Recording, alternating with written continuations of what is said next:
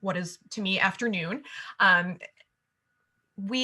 This is set up as a meeting, not a webinar, which means that the default is to have your video on. You certainly don't have to, only if you want to keep your video on, but I'm not going to be looking to faces for reactions or anything. So you're welcome to turn your video off if that makes you more comfortable. And also, I think you might be able to see the screen a little better.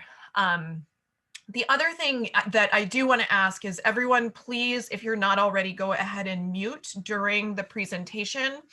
The reason this program is set up this way, like a meeting and not a webinar, is because towards the end, I do want to try to have a conversation, a discussion. So I want to give folks the opportunity to unmute and actually talk rather than have to type in the chat box. So typing in the chat box is just fine as well. But for the beginning, for most of the session, it is kind of in more of a lecture format. So, and with that, I'm going to go ahead and get started. I'm the instructor this afternoon. My name's Diani Faiga. My pronouns are she and her, and I'm the Director of Preservation Services at the Conservation Center for Art and Historic Artifacts. I'm actually going to turn off my screen while I'm teaching, just so I can fully concentrate on my notes and everything and not look at my face. So give me a second.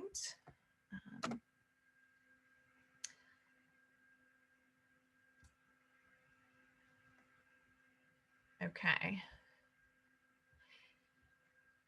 The other thing that I do want to note is that this session is being recorded. It will not be freely available on our YouTube channel as most of our past webinars have been, but it will be available for folks who maybe registered and weren't able to join us today. So just bear in mind that anyone who is a paid registrant will be able to review the recording of this afternoon.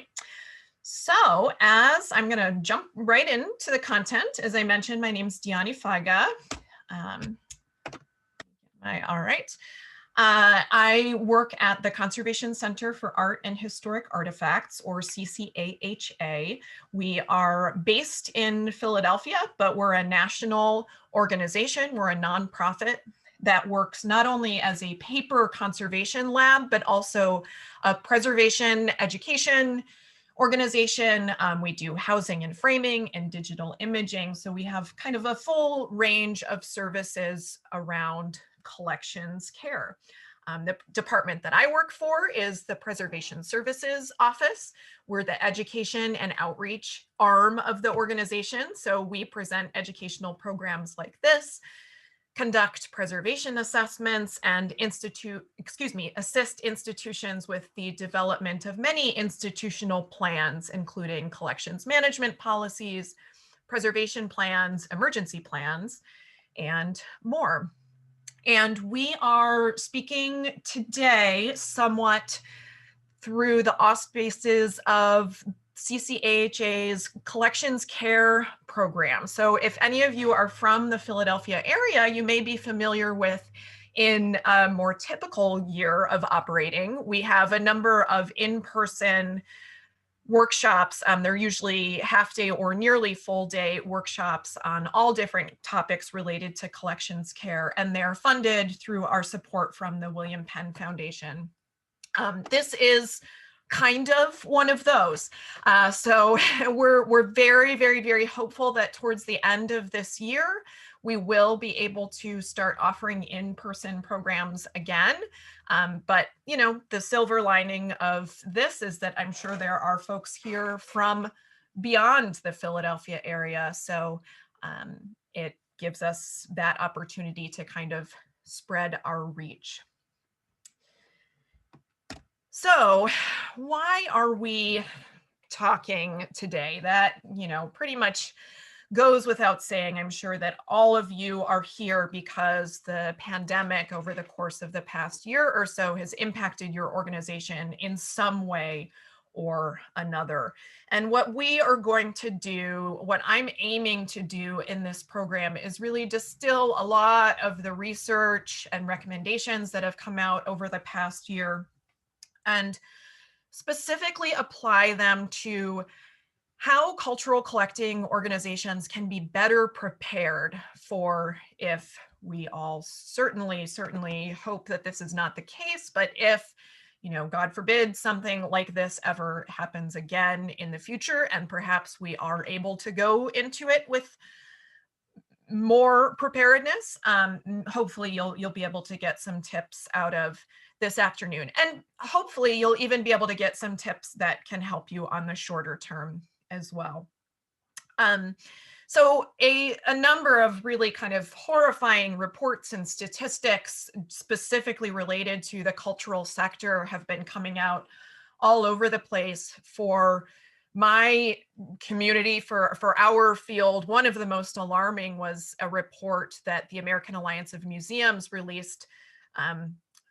It came out either late June or early July of last summer, stating that 1/3 of museums in the United States might be threatened to close as a direct result of the pandemic and economic stress and everything that I don't have to tell you about. So it's a very, very real concern. A lot of the impetus for this particular program came out of a survey that a fellow who was working at the Conservation Center did last kind of late summer, early fall. Emma Zeraldo is no longer working with us as a fellow, but she was working as a preventive conservation fellow for the course of throughout 2019 and 2020. And she did a survey of a number of different cultural organizations. She ended up having somewhere in the range of 170 or so responses from all different types of institutions. You can read that report is linked on our website, so you can read more about that if you're interested. But one of the things that she asked organizations to respond on is whether they had an emergency plan in place, whether their plan specifically addressed pandemic response, and whether they had a plan in place or not. Did they experience any type of emergency or disaster while their institution was closed? So this would have been looking at roughly March through August last year. So the two charts that you can see up on the screen here, the one on the left, of course, is the types of disasters that institutions faced last spring and summer, basically, and whether or not they had plans that were adapted to deal with what happened. And so you can see that, a number of institutions did experience some sort of emergency or disaster, the vast majority being water-related damage. And unfortunately, many of them, the vast majority, did not have a plan that was adapted to deal with the pandemic. So that's just kind of setting the stage. And this is just a brief agenda for the session this afternoon. So the first two topics up there might be review. This is information that has definitely been presented in other sources. So I'll move through them fairly quickly, but definitely can take questions if you have them. So we're going to all just get kind of on the same page about emergency preparedness basics, and then also COVID-19 and collections basics. And then finally, what this program is here to kind of put a bow on, hopefully for many of us, is incorporating pandemic preparedness into institutional emergency plans. And then finally, we have a discussion period. So I have a number of questions that I would like to ask of you. Hopefully at least some. I would love if many of you came prepared to talk and share.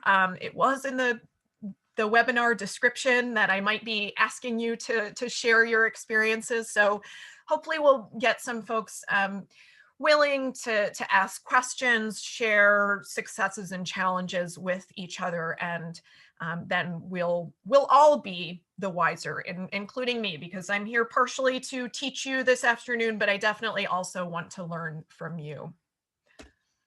Okay, so this section, this is information that CCAHA has presented in 7 million different forms.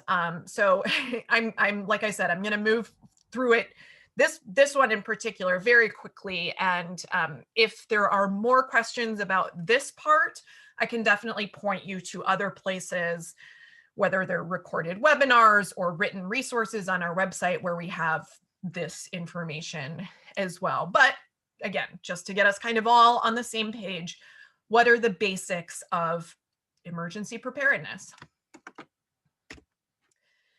So first off, just want to establish some semantics, what we're actually talking about when we say an emergency or a disaster.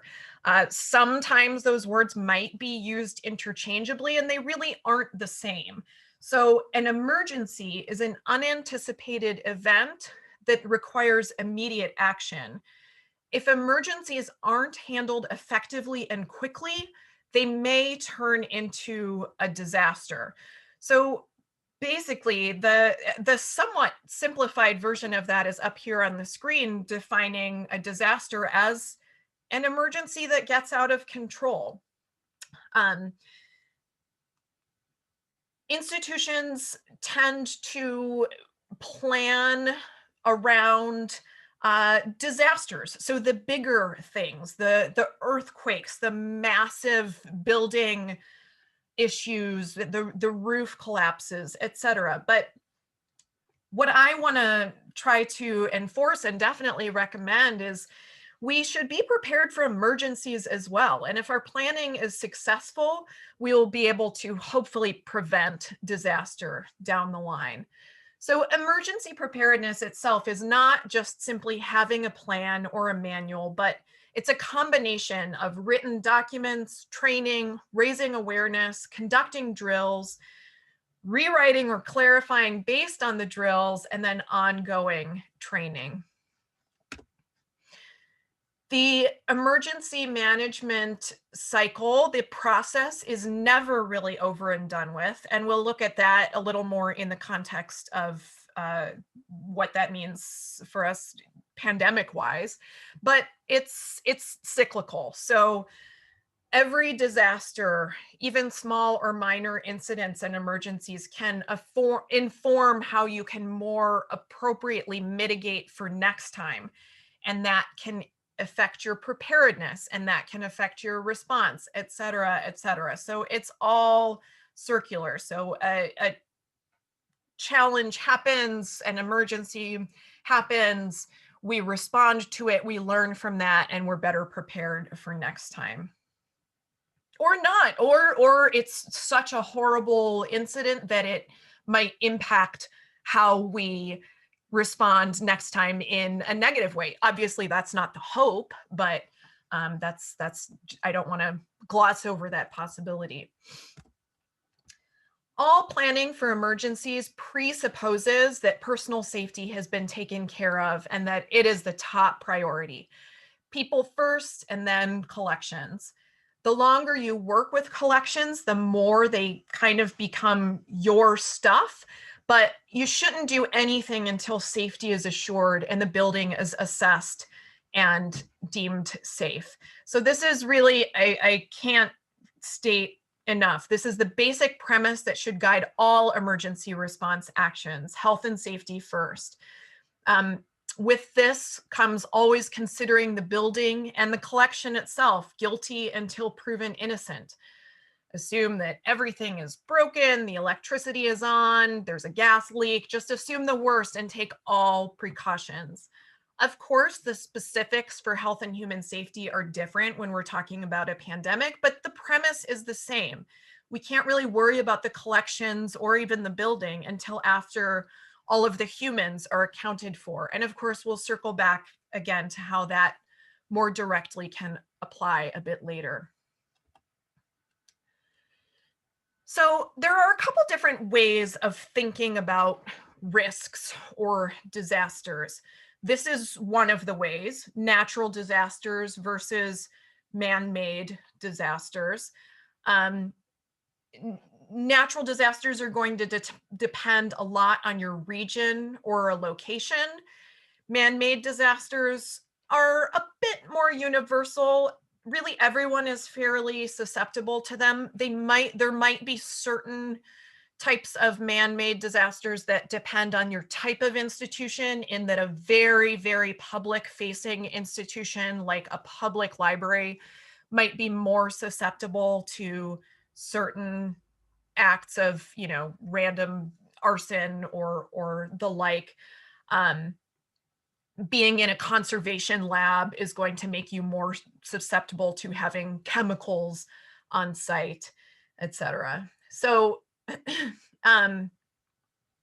this is to show, all the different types of risks and issues that could either start as an emergency and turn into a disaster, or really be classified as a disaster from the start.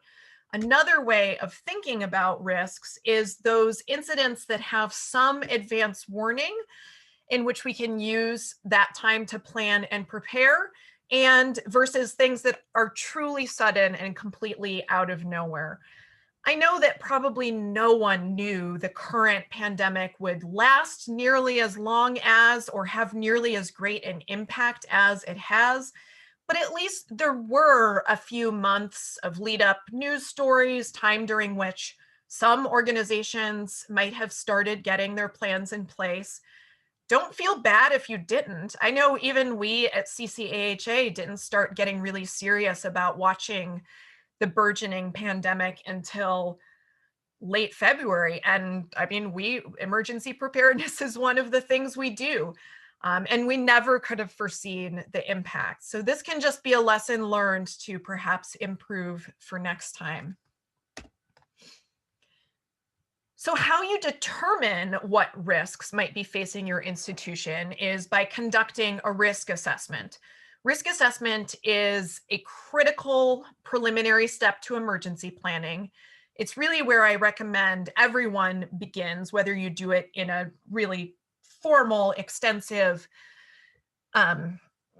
comprehensive effort, or just as a little more ad hoc.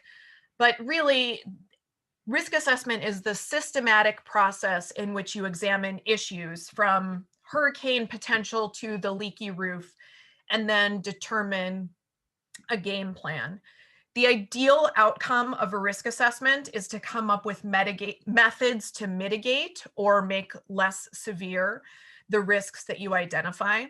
And honestly, a lot of this is really common sense. So the photo on the screen looks like a simple collection storage space, not perfect, but not atrocious. But if you take a careful look, you can probably see some things to be concerned about. There are objects placed directly on the floor. Some of those objects towards the back are not in any primary enclosure. That is, you can't quite tell from the image, but that it is a walkway, a hallway that is partially blocked. And there are really simple mitigation recommendations for all of those. Raise objects off the floor, put objects in boxes and relocate them. So that was obviously an oversimplification, as we don't know the whole situation, but that's the general idea. So the ideal outcome of a risk assessment is to inform your preparedness. You don't want to go through the emergency preparedness process without some manner of a risk assessment to inform it. So as far as making that disaster plan, emergency plan, it's going to be much easier if you take a phased approach rather than trying to just tackle the whole thing at once. Tackle it in sections. For example, update a phone list and then move on to the next task. Make sure you're setting realistic goals. This can empower you rather than discourage you. Setting a timeline for completion is important, but you want to make sure you're giving yourself plenty of time to do things and allowing yourself to be adaptive and flexible if you need to adjust the timeline. Certain things, negotiating collections salvage priorities can take a really long time. So you don't want the whole process to get thrown off if that gets off track a little bit. Make sure your plan is clear and reliable. A detailed plan does not necessarily mean a lengthy plan. The best balance is concise but thorough. And then plan to review the plan itself at least annually, and also anytime you have a major incident. So basically, if you ever have to use the plan itself, that should be an opportunity to review it as well. We're going to talk a little bit later about using colleagues and networks for preparedness.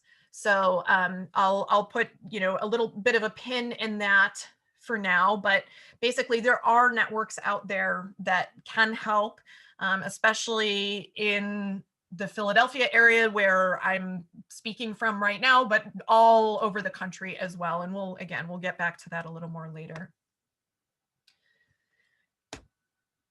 This is a really basic table of contents for an emergency plan that is going to be detailed out in the next few slides.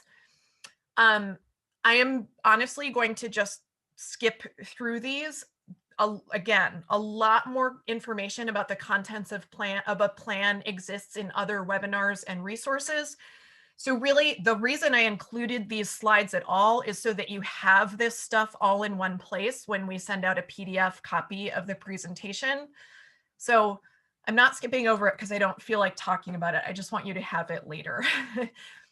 And I'm going to move on then to the next section. But while I'm kind of skipping, this might be a good time to pause and see if anyone has questions. I think for now, we'll try and take questions in the chat box. I'm going to just open up the chat to see if any questions are coming in. Just to let everyone know, you can either chat to everyone, or if for some reason you want to send a question to me directly, you can send it straight to me. So you should be able to. Yes, clarifying question. A PDF of these slides will be made available. Yes, I should have been clearer about resources and everything attached to this webinar. So yes, we will send out a PDF of these slides. I will also drop in the chat and send out in the follow-up email. I've included a number of resources for you in a Dropbox. The one downside of Zoom is that you can't directly share resources within Zoom. So I'm going to link you all to a Dropbox that has a handful of resources themselves, but also a resource list that has many, many links and lists of lists, frankly, in a lot of cases, because, like I said, so many organizations have been compiling a lot of great information. Sometimes it's just helpful to have a guide to begin wading through the information. Another question, this is a great one. We have an old emergency plan that needs updating. It's about 5 to 10 years old. Would you recommend starting from scratch or editing it? Well, I mean, it definitely depends. I can't really say without seeing what the plan is like, but I would say if there's anything there to salvage, my preference would be to edit it rather than start from scratch, because someone, even if it's outdated, someone went through the work of compiling the information at some point. You know, there may actually somewhat counterintuitively be areas where it's going to take more time and effort to kind of check on old resources than it might be to find new. So if you find yourself going down that rabbit hole, don't just include the new resources. But yeah, I mean, I think if there are good things to be salvaged, structurally from the report, if there are a good baseline list of contacts and supplies that just happens to be outdated, I would use that as the baseline. It probably, and honestly, in this field, 5 to 10 years, I mean, yes, it's probably out of date, but it's probably still got some relevant information. It's not, I wouldn't say, oh gosh, just scrap that thing entirely, unless it was like 20 years or older. And even then, depending on the circumstance, there might be information in there that's really good and salvageable. So yeah. All right, so I'm going to start talking again now. I will give another pause for questions once we're kind of through the next section. Let me get my screen back. Okay, so this next section is also not the focus of today's program. And again, it might be review for some of you. A lot of programs were coming out last summer in particular about collections care, specifically in the times of COVID-19. And again, some of those I will link out in the resource guide. If you have really specific questions, I can help you track stuff down elsewhere. But again, I do want to just kind of all get on the same page and establish an understanding of how this specific pandemic might impact collections care. So just as we needed to differentiate between emergency and disaster, let's all get on the same page about what exactly constitutes an epidemic versus a pandemic. It's kind of a similar combination of words. Just as an emergency can escalate to a disaster if not rapidly mitigated, so too can an epidemic escalate to a pandemic. So an epidemic is pretty bad. It's a lot more cases of a certain illness than is typically normally expected in a given population in a given area. But an epidemic, it's relatively contained. What happens next is when an epidemic has spread and is affecting a large number of people. That's when it becomes a pandemic. So pan, of course, is everything. Always the first place to check, I would recommend, and even a lot of the resource guides that I'm going to send you will say, like, start here.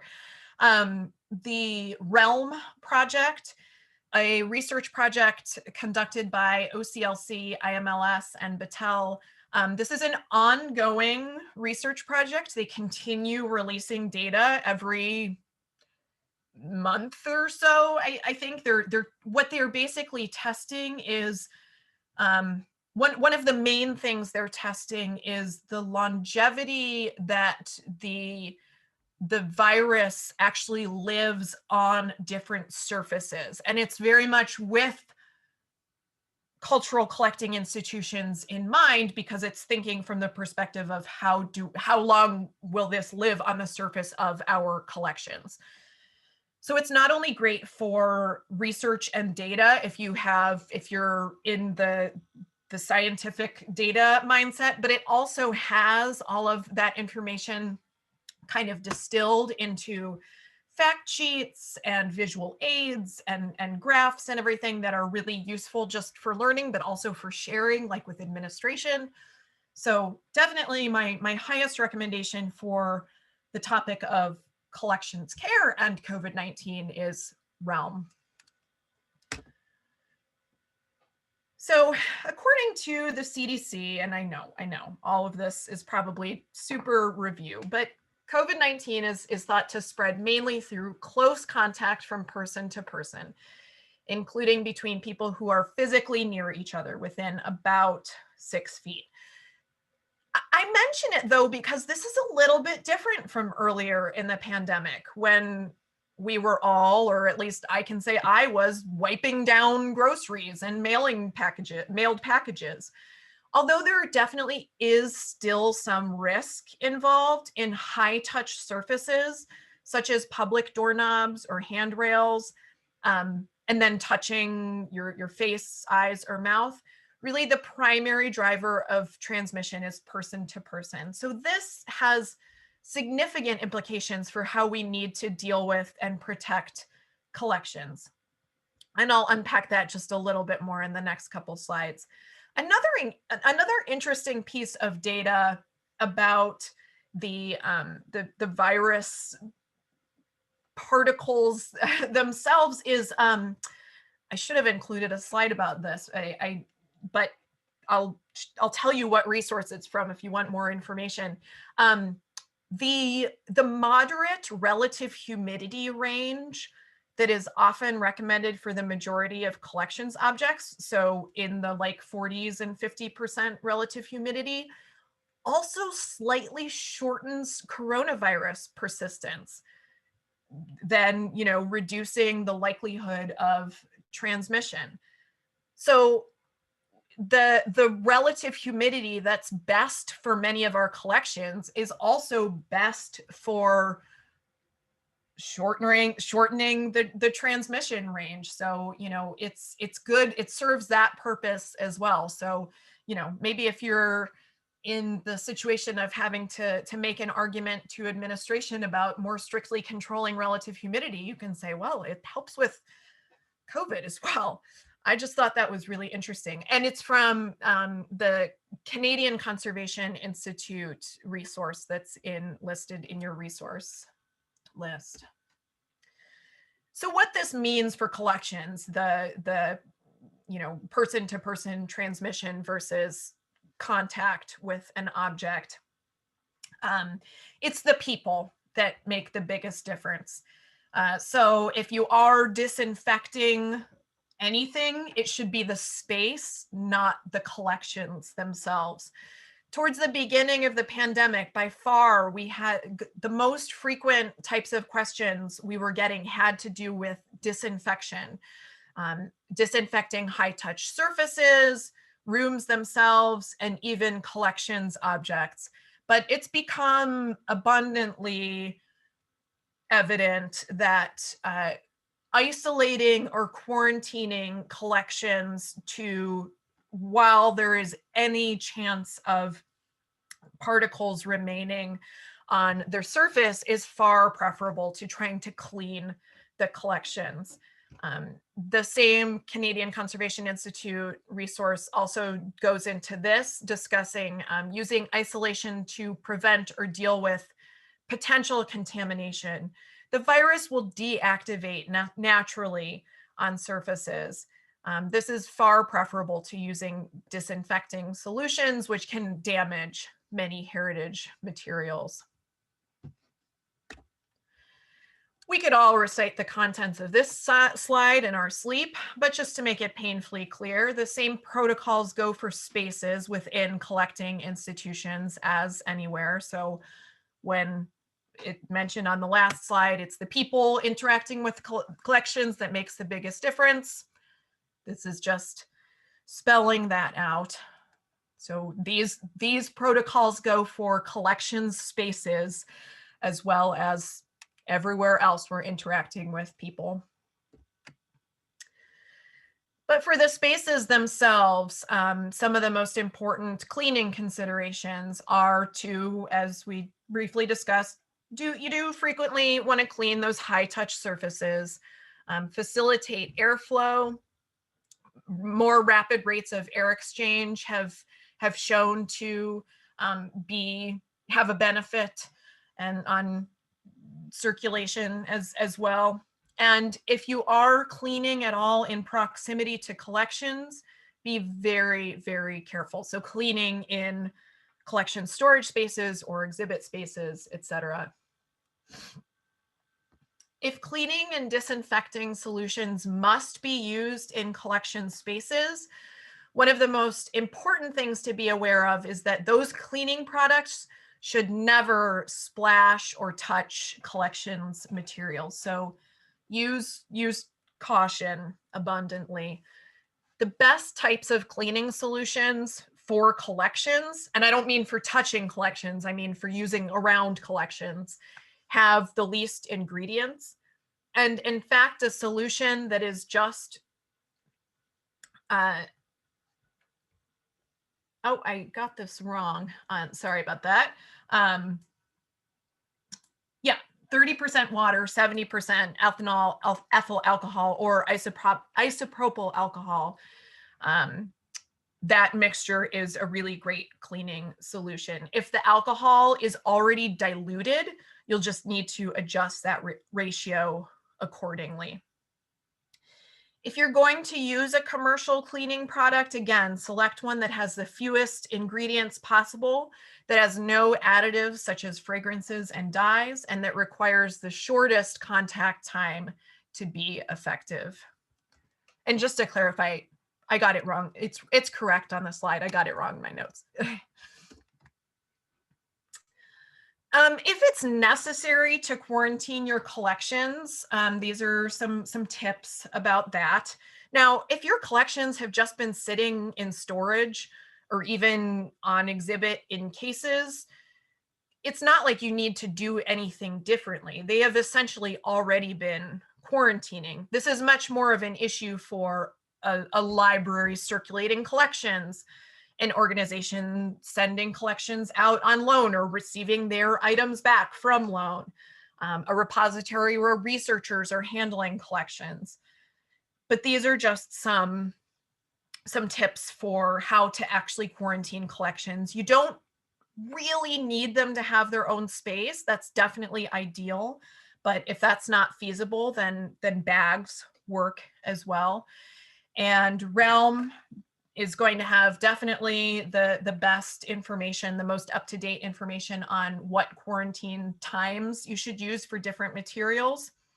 But it is really important to devise and standardize an approach that works for you. So if you find all of this research about best practices, this is the ultimate best that you could do for your collections, don't lose sight of the good with the, perfect being unobtainable. So this guide, it's linked here and it's linked in the resources as well. This guide from the New York University libraries, and yes, granted, NYU, a very large, well-resourced institution, but it's just kind of an example of how one organization approaches assigning like standardized times for different types of collections. And yeah, it's in the resource page as well, in addition to the slide. And that's actually it for that section. After that, I'm going to dive into the meat of the presentation, but I will pause again for chat.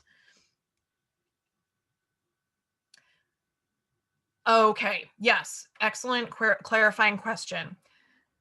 I believe that the Realm project is pertinent only to coronavirus. That is, would it be useful in an Ebola outbreak or some as yet unknown virus? That you're absolutely right. That's a very important caveat. It is only for coronavirus. So it's very specific, research intensive. So I guess when I say, that should always be the first place to look, I mean, that should always be the first place to look this year, next year, or in a different pandemic situation. That information may be, I don't want to say completely irrelevant, because I still think that it will be very important to see kind of the ways and types of research that they conducted, but not necessarily relying on it with as great a deal of reliance as we are, because it's like the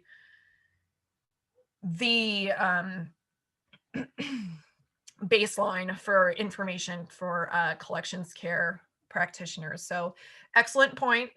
We will just have to hope that if anything happens again, God forbid, that IMLS and OCLC will step up again to do the same type of research. So, but yeah, thank you, Kathy.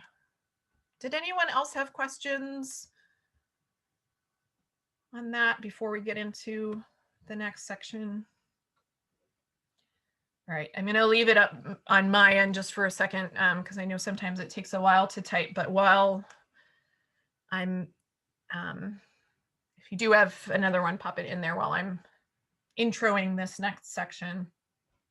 And actually what Kathy wrote is kind of in kind of a reverse order, a good segue into my caveat for this next section, which is that one thing I'll mention is that there definitely were already initiatives to incorporate pandemic preparedness into emergency plans in the cultural sector prior to COVID-19. It just wasn't so widespread and universal. So in some of the examples we look at, especially in the resources that I linked, you might see references to H1N1 or just influenza in general. Don't assume that in as far as like the big picture process recommendations, don't assume that because the risk of a specific pandemic is different, that the protocols are irrelevant. A lot of the big picture considerations are going to be very similar, but very good to recognize that certain very specific scientific data is not going to be necessarily relevant.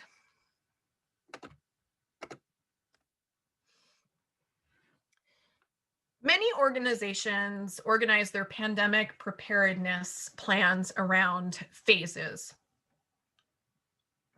which does hopefully help allow for a more orderly, effectively communicated response.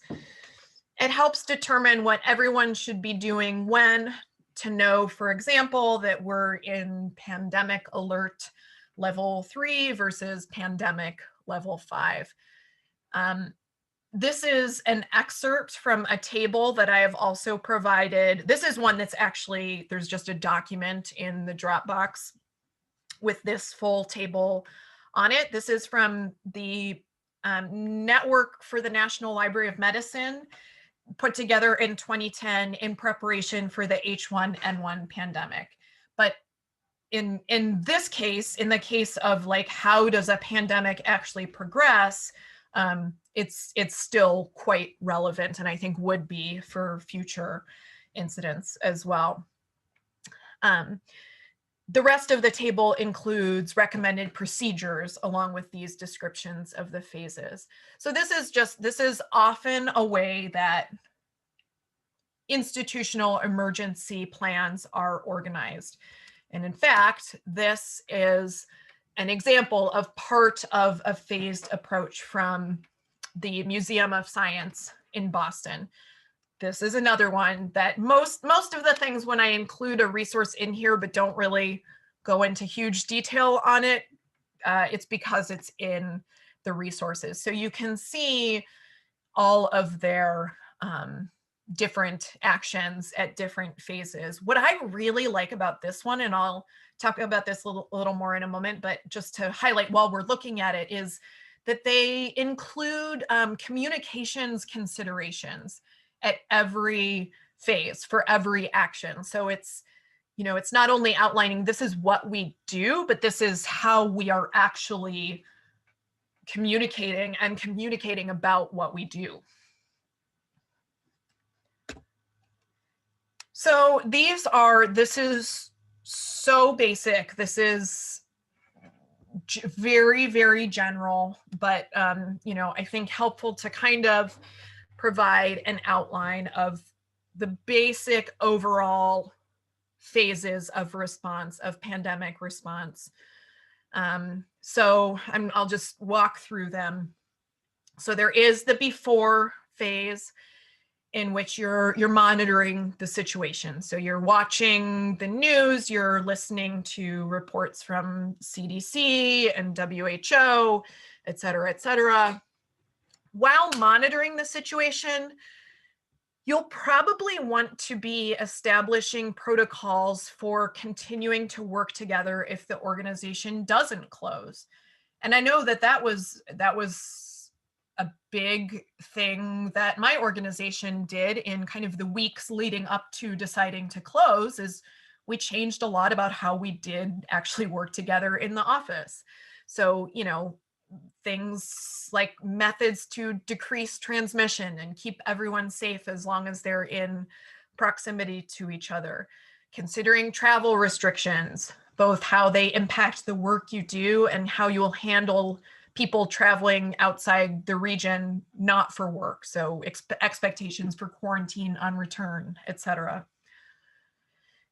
As with just about every type of emergency response incident, you'll want to assign an emergency team.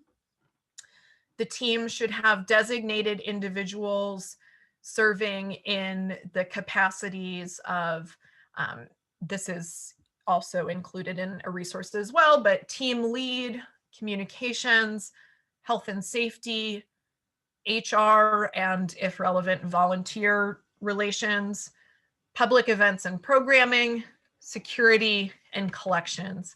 So for larger institutions, there might be one person for each of those roles. In smaller organizations, you might have to combine and wear multiple hats.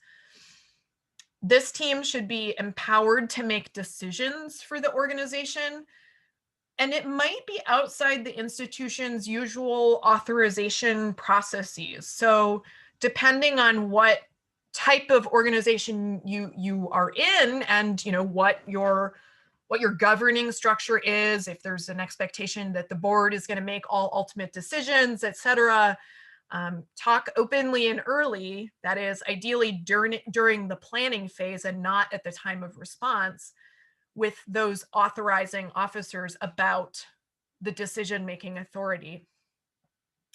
Once a pandemic takes hold, the appearance of a clear leadership structure with a consistent communication strategy is essential. Poor leadership and messaging will create unnecessary stress during an already anxious time. Gathering contact information is also a critically important early step.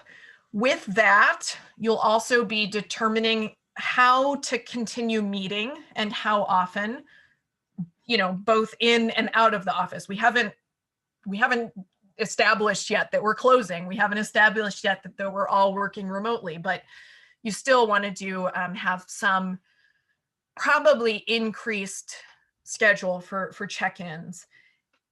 And then for work considerations, what are considerations around folks working from home? Does everyone on your staff have reliable internet? Are there any folks who, live in such a situation that they don't have a semblance of workspace at their home? Will they need to take home office computers, and how will that be coordinated? I see I have a chat. Yes, so Jessica wrote in the chat, speaking of authority in complex organizations, it would be good to discuss in advance how to get emergency funding and purchasing authorization. That's a really great point. And that's something that I'm going to touch on a little bit at the end when I switch over briefly to talking about business continuity, but definitely relevant to mention that now. So yeah, thank you, Jessica. So structures, again, for emergency funding and purchasing authorization. Excellent point. As far as resources, this is the point at which you will want to inventory, if necessary, obtain and allocate resources such as cleaning supplies, personal protective equipment, et cetera. This might be stuff that's already part of an emergency supply cache. It may not.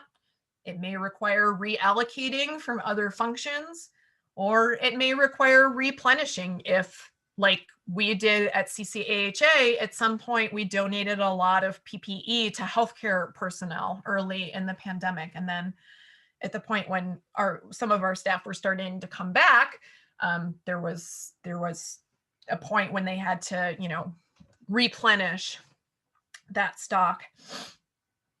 We're going to talk in more detail in a few slides about most of the next points, but I do want to just have them here in order of kind of the timeline. So only after you've had those other conversations and called those other meetings, that's when you're going to get to the point of determining closing protocols, as well as right in tandem with collections care procedures.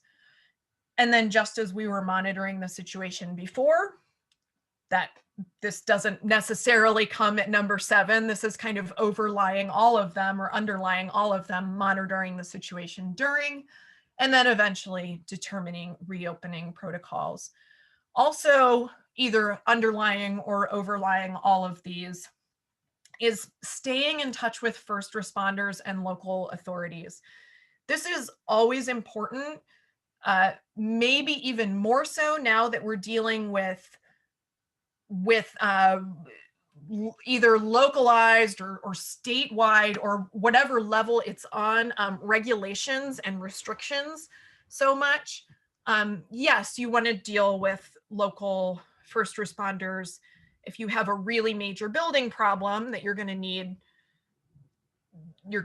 first responders to come help at least secure up. Yes, but there's not quite as much of a local impact to infrastructure as there is in this case.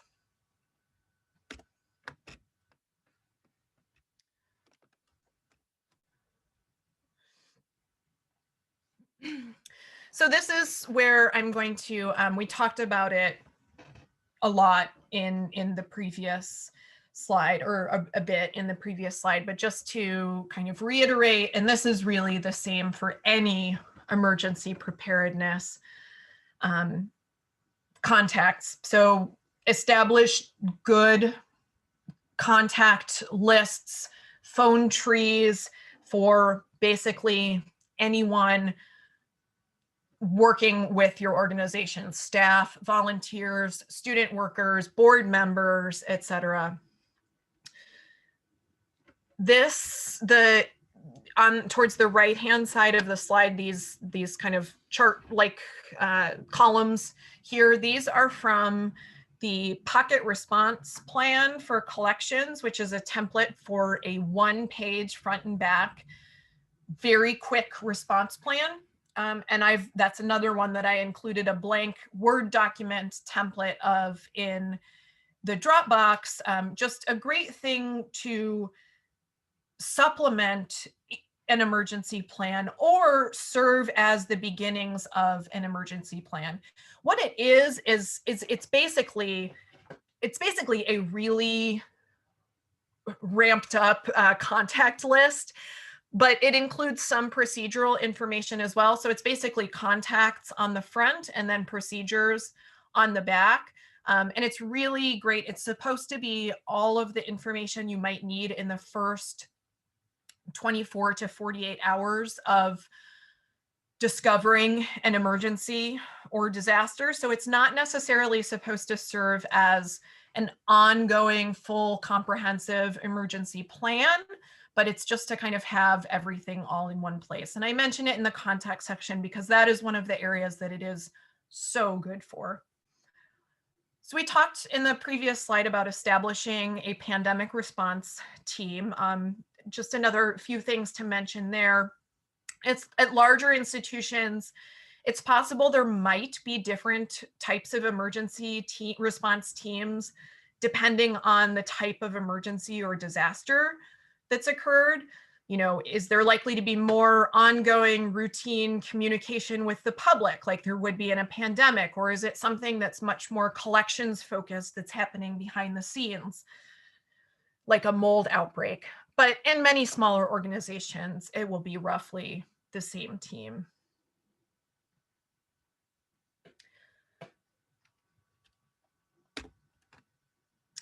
This slide is excerpted from another document that's in the Dropbox. This is from the Los Angeles County Museum of Natural History. And this is just to kind of take a pause in all of the procedural stuff and remind you all that, and remind us all that everyone responds to a disaster in a different way. So look for signs of behavior changes. And this work culture document that they put together, it's just such a beautiful list of goals for coworkers to kind of respect each other's emotional, mental health, and be able to work together, not only productively, because I think, you know, there's the expectation of productivity in such a major time of disruption may be a little unfair and even sometimes really challenging. So not necessarily working together productively, but working together kindly and respectfully. Let me just see. Okay, yeah, someone just commented this is really helpful. And the document in the Dropbox, there's more. So this is just an excerpt from, it's just a one-page document. But yeah, I love this list too. And I think that it's really important. I think we're all good at doing this with, I hope we're all good at doing this with people who are like really in our lives, with our friends and families. But if you want to have a safe, effective work culture, this is really important for work too. So that's why I wanted to include it in with emergency preparedness. I also just wanted to mention, you know, while we're on this topic, schedule routine, frequent team meetings. Meet around serious logistical and practical issues, but also try to keep lighthearted communication going. The source of this list is from the Los Angeles County Museum of Natural History. I actually found it linked through AAM, the American Alliance of Museums, and I have the document in the Dropbox, so you can have the whole thing. I think it's from their overall, it was associated with emergency preparedness. So I'm assuming it was from either their overall emergency plan or their pandemic preparedness plan. So yeah, well, good. I'm really glad that resonated with so many of you, because I think it's super important and might be glossed over when we're just used to thinking about like these very technical, cut and dry collections care issues. And this also too, I'll get off my soapbox in a second, but this also too goes back to the idea of health and human safety overall, and we cannot disregard emotional and mental safety as well as physical. So yeah.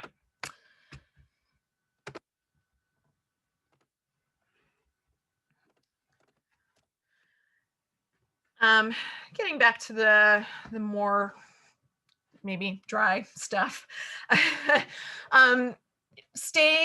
Keep in communication with the public, and I mentioned that in here in the context of emergency preparedness, because in a solid emergency plan, as we saw in that Museum of Science plan, that they have different modes of communication mapped out at each different phase. So these are just some tips about, you know, keeping the public informed. Establish who is responsible for communicating so that there is a consistent message and voice. Sure, it's understandable if a service disruption means that like something about your institutional social media presence might change for a couple days or weeks, and that's totally fine. But just as much as you can, you want to kind of reassure the public in the same tone that you would use typically. One other thing that I wanted to just kind of mention in here to tack on to like the social media and institutional website considerations is make sure that if people are maybe doing slightly different tasks while they're working remotely or while working in a disrupted environment, just make sure there are good lists of access to media lists, social media accounts, logos, technology information, etc. You want to just facilitate that type of outward communication as much as possible.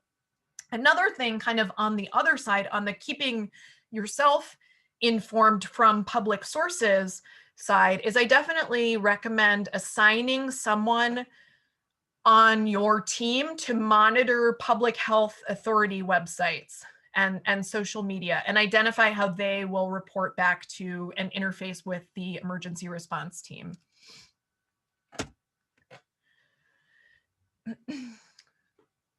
So this is probably, I would really assume for most of us, this for this particular pandemic, the ship of deciding to close or not has sailed long ago. So this might be more like stuff to remember if there is a next time.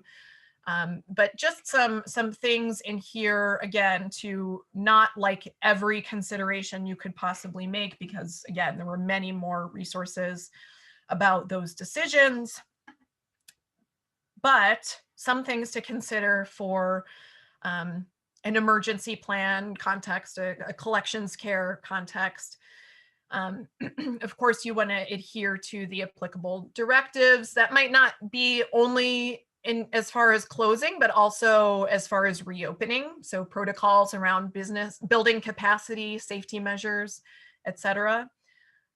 This is a really important time to confirm that, again, I mentioned this a little bit specifically around communications in the past slide, but ensuring access to all of the tools, files, programs, etc., that staff will need for offsite work. So this is also an excellent time, emergency-wise, to confirm that your vital records are backed up.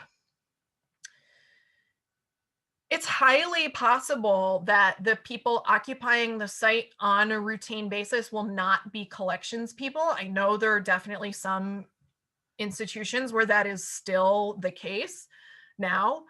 So if it's only or predominantly facilities and security staff, if at all possible, try to establish some system of them to liaise with collection staff so that collection staff know what's going on in the spaces, and so that the security facilities, et cetera, personnel understand protocols for collection safety. And of course, we all work with collections, so we wouldn't forget the collections, but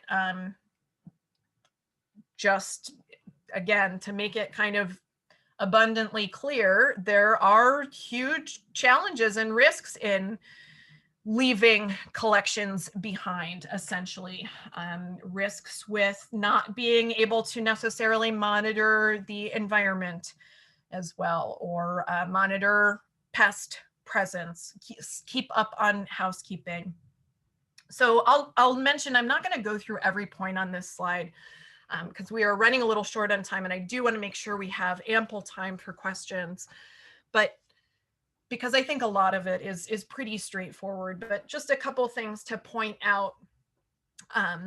If possible, closing a site for a while can be an opportunity to potentially upgrade some shortfalls with housing and storage. If there are spaces that you know are more particularly high risk than others, spaces with recurrent leaks, you know, move collections out of there. Don't just keep up a plastic sheet if at all possible. I read one emergency plan from a museum who clearly have very extensive resources, and mentioned that given advance warning of an extended closure, any paintings that were not already in microenvironment frames would be taken off the walls and encased in archival poly sheeting, making a very secure microenvironment. That's wonderful if you have the time and resources to do that. I'm not necessarily here today saying everyone needs to do that, but if you have the time and resources, consider placing more items in enclosures, because enclosures are a buffer from the ambient environment. They can protect collections if the environment in the room changes. They can being in any enclosure can buy the object inside a little bit more time to the detrimental conditions. Another thing I want to point out, this wouldn't have really been the issue, last year when most sites were closing in spring and summer.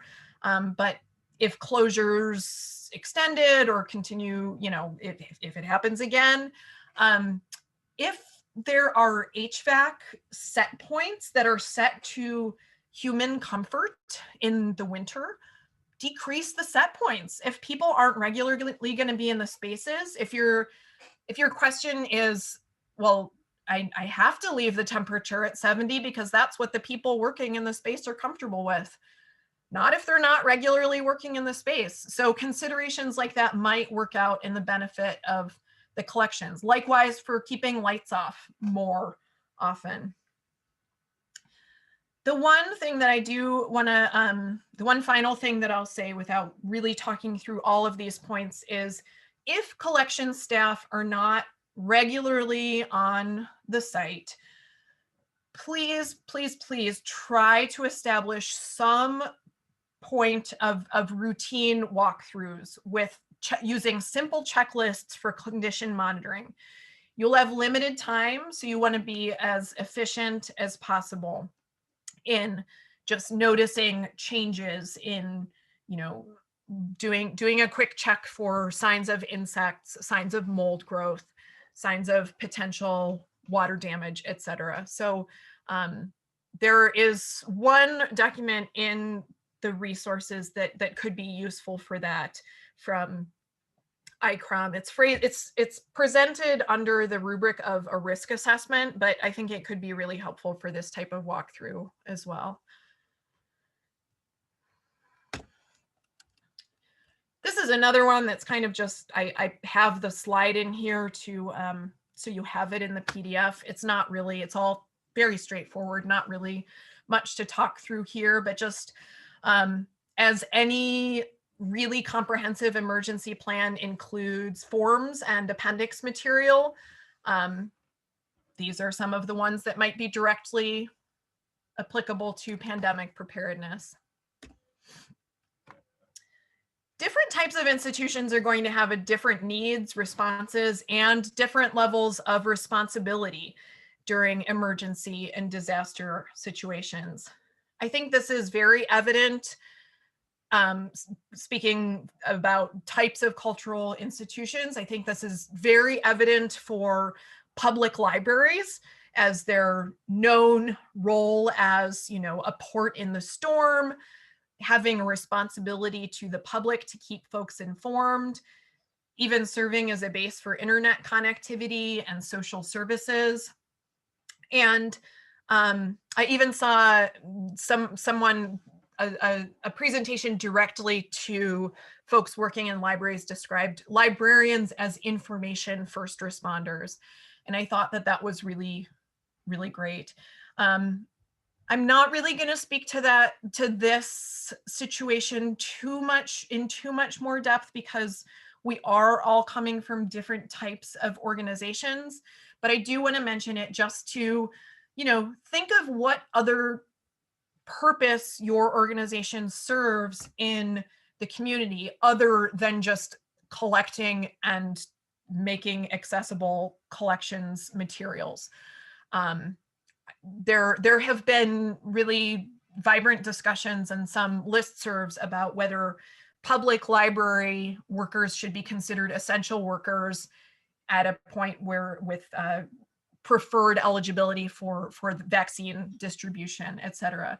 I just want to mention it to have you consider what other things might come into play for your institution in particular that are not necessarily specific to the collections. And then I also just want to mention that unfortunately, other emergencies or disasters could happen in this time. Like there might be a really awful layer cake of flood on top of pandemic. And so this probably goes without saying, but don't assume because you have your pandemic plan in place that that's all you'll need. You also want to continue being mindful and stay on top of other, maybe more traditional types of emergency preparedness. These are the networks for assistance that I mentioned briefly earlier. Again, links to all of these in the handouts, but just super briefly, 3 different groups that can help, like unaffiliated with a business or anything that can help in the time of emergency or disaster for cultural institutions. Alliance for Response aims to connect collection staff at cultural institutions with emergency management personnel and first responders. The National Heritage Responders are a group through the American Institute for Conservation. They're a group of trained professionals who can be dispatched to sites that have experienced disasters. And then the Performing Arts Readiness Program is a group that provides emergency training and resources for non-collecting cultural institutions. So for like theaters and dance groups and other types of performance art venues, etc. And again, links about all of those in the handouts. After the plan is in place, incorporate training for pandemic preparedness into your process. On the resource page, there is a sample list of training exercises from the American Alliance of Museums that approaches pandemic preparedness and response using that phased approach that we discussed. It also includes a list of questions to think about in terms of general organizational impacts of pandemics. Reading the lists now, like some of this other information might feel like a little bit too late right now, but maybe generally helpful in strategic conversations around business continuity, which we'll talk more about in a moment. Right now. So at the Conservation Center, we are certainly very focused on collections care and tend to look at many facets of emergency preparedness, specifically with the safety of collections in mind. We've hopefully seen throughout this session that human health and safety is of foremost importance, and collections care should only be considered after the people have been fully planned and accounted for. There is, of course, one significant additional consideration, and that's the institutional health and strength of the organization itself. So emergency preparedness, response, and recovery is a circular process, and we need to always keep in mind that the business continuity part comes after certain phases of a disaster might be considered to be, quote unquote, over. So business continuity plans, they're a little different from emergency preparedness plans. They focus on, but it's all around responding to challenges. These plans focus on responding to challenges that in a way that ultimately has the least possible long-term impact on the existence and operations of the organization. So it's financial health, it's personnel management situations, et cetera. And it's aimed, as an emergency preparedness plan is, to build resiliency. This, again, this is one I'm just about at the end here, and I want to make sure we have time for questions. So this is another one that's this is kind of just a list, a very, very rough outline of the process of building a business continuity plan specifically with a nonprofit in mind. There are resources out there, and again, I've tried to link you up to some of them in the resource guides, more in depth about building business continuity plans for nonprofits. I haven't found really great ones, so I'd be interested if anyone has, if you want to share in the chat, more specifically around business continuity for cultural collecting organizations. So AAM, the American Alliance of Museums, they do have a bit of stuff on their website, which is good, but it's for members only. So it's kind of only helpful if you're an AAM, if your organization is an AAM member. And I really tried to find some good basic resources for libraries, and I certainly didn't do an exhaustive search, but definitely if anyone has been through this and wants to offer recommendations on resources you have used that were helpful, that would be well appreciated. So the final, what I'll leave this section on is considerations for reopening. You will return. There are some really good and fairly comprehensive checklists for reopening, and even one specifically for re-entry of a building with collections in mind.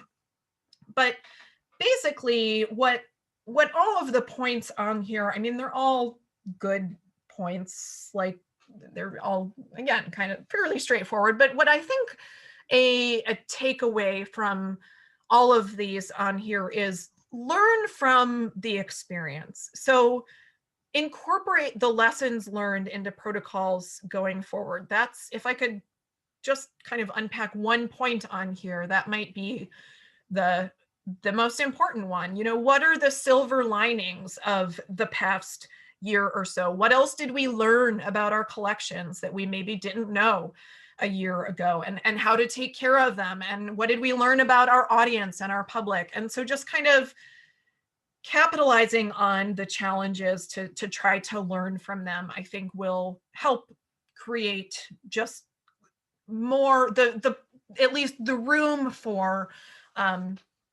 a more effective operations going forward. So with that, I realize this is the first time, well, it's probably obvious, this is the first time I've given this presentation. So as I often do, I talked more than I planned to. I'm going to turn my video back on just so it feels more like we're actually talking to each other. I do have questions for discussion for all of you, and I was hoping we would be able to have more of a robust conversation. I would love to hear a few responses if anyone's willing to share any reflections. I'll say something. Please, thank you. Thank you. This has been great because I just literally last week wrote a page for pandemic preparedness into our plan, and I clearly omitted a lot of important points. So this is great because it's just given me a good outline of what I actually need to do. So good, excellent. Oh, I'm so glad the timing worked out. Is there anything that I left out? Like, is there anyone in here who maybe had a pandemic plan in place that you would also recommend adding parts of that we didn't talk about or focus on in this talk? Yeah, I would say one thing that we did have a small water emergency over the course of the pandemic when where staff is running on alternating teams. And Right. So one thing to remember in your emergency plan is to have positions rather than people responsible for certain things, because I had to learn that the hard way. Not that it was a bad emergency and nothing happened to the collections really, but just important to know that your response team should be based on function rather than person in your staff list. So that's an excellent point. Yeah, I mean, that's a really good point for any type of emergency response protocols is yeah, keeping, especially in something like an emergency team, you want to make sure, and that gets back to something that I think it was in a slide, but I just kind of glossed over it quickly, is the importance of cross-training. That becomes even more abundantly evident in a time when maybe there are reduced teams and folks having to take on tasks that they might not usually be responsible for. But yeah, Eileen. Yeah. Hi, Deani. How are you? Hi. Good. How are you? Okay, Good to see you. So yeah, I have to leave because I have another surprise Zoom meeting to go to because we don't have enough of those. Yeah. So I have to leave, and I'm sorry I do, but I just want to say, and I could probably answer questions. I think people just aren't prepared, and those off site don't always consider the people on site, and I think that is a huge thing. And if you repeat it, I'm going to have to kill you. So forget it. But I think when you're there, it's very different about recreating workflows and doing different things like that. But what you said about this, it's not too late for this workshop because I learned new things and you validated a lot of what I have done. Oh, good. It was like some of it on a wing and a prayer. So thank you. And I am sorry I have to leave, but this was so worthwhile. I appreciate it. Great to hear that. Thanks so much. Yeah, thank you. Bye, everyone. Bye, Eileen. Jessica. Hi, everybody. I wanted to add that, I think I like what you said in the beginning about it, being really human-centered. And my institution at NYU, which thank you for citing our live guide, by the way. We're really glad that it's getting out there. We didn't have a response plan like this in place. We did have a disaster plan, but going through this pandemic has made us realize, what we knew for some time, but it really made us realize how important it is for us to upgrade our plan, because our plan was sort of, it's been around for a while and it's much more response focused as opposed to people focused. And, we're thinking about how to make it more accessible and more equitable, for our whole community. And we realized looking through it that it excluded a lot of people. It was much more focused from like a top down system of, having departmental managers, it was very manager focused, and that didn't reflect who actually was in the collections, so it had to go up to the, to the managers and then come back down. And so we realized that the people who were actually walking through the collections just really weren't getting the attention and training that they need.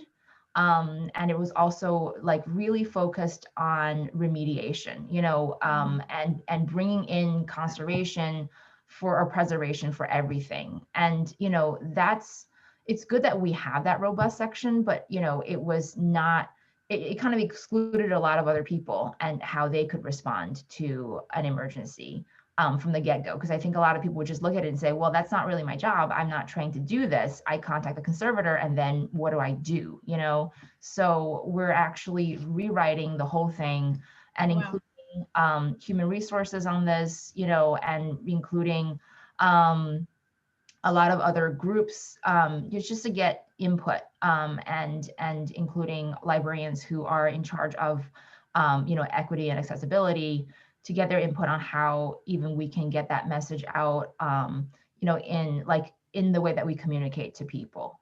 I mean, it's a really big project, and I think it's going to take a lot more than a year to complete. But we have to sort of kind of expand the whole thing. Oh, that's great to hear. Thank you so much for sharing. And I'm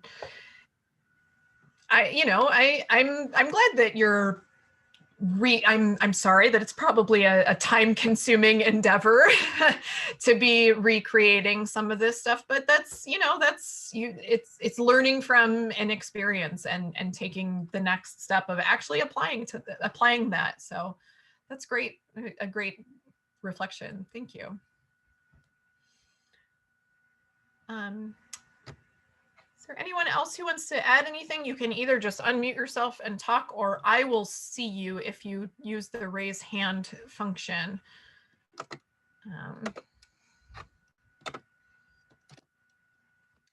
I am, well, it's quiet for a moment. You don't have to race to copy it now because it will go out in the email, but in case, it might take us a couple days to send the email. So if you want to check out those resources sooner rather than later, the link to the Dropbox, I just copied it into the chat. So if you want to check it out in the next day or two, it might, like I said, it might be a couple days before we get the follow-up sent out. I'm actually going to go to the next slide too, just in case anyone else has to leave. I want to make sure you all have my info. I'm definitely happy to take questions, follow up on any of this in the future. Again, you know, there were so many, there's so much we could talk about around this topic that there were definitely pieces I just kind of skimmed through quickly or even moved past. And if there's more, when you get the slides, if you see anything and you're like, oh, she didn't really unpack that, you know, definitely feel free to reach out and we can have a longer conversation. This phone number is real, like I will get the call, but it's easier for me to answer email right now because I'm in my home. But if you wanted to talk, you can go ahead and try calling me there. So.